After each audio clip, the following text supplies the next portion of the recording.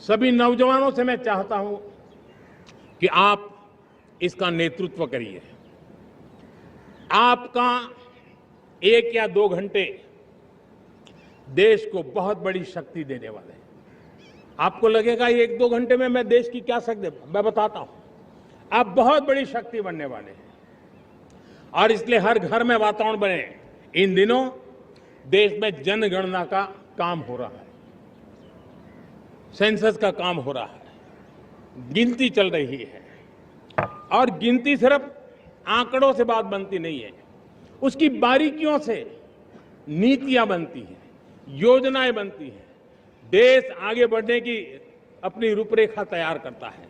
और इसलिए सटीक जानकारियां होना बहुत जरूरी है। कभी कभी जो सरकार की तरफ से प्रतिनिधि आते हैं वो इतनी जल्दी में होते हैं, कभी स्पेलिंग एक लिख देते हैं, कभी अलग लिख देते हैं, और इसके कारण अल्टीमेट परिणाम हमें सही मिलने में दिक्कतें आती हैं। अब जब टेक्नोलॉजी अवेलेबल है और इस बार निर्णय किया है, आप स्वयं भी जनगणना में अपनी जानकारियां अपने मोबाइल फोन से भर करके दे सकते हैं। बाद में कोई बाबू आएंगे, कोई प्रतिनिधि आएंगे, आपसे चर्चा करेंगे, लेकिन आप परिवार के सब बैठ करके अगर डिजिटली अपना रजिस्ट्री करवा दे, सारी बारीकियां, स्पेलिंग में भी गलती ना हो, कोई भी जानकारियों में गलती ना हो, आप जितनी परफेक्ट जानकारी देंगे देश को आगे बढ़ने में बहुत बड़ी मदद मिलेगी।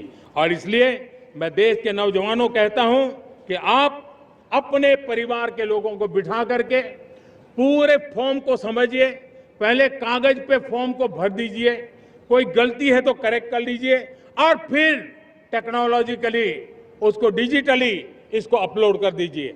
आप देखिए इतना बड़ा काम देश कर लेगा और देश का समय और शक्ति सही काम के लिए उपयोग आएगा। और इसलिए मेरे देश के नौजवानों को जनगणना के इस काम में सक्रियता से जुड़ने के लिए मैं आग्रह करता हूं।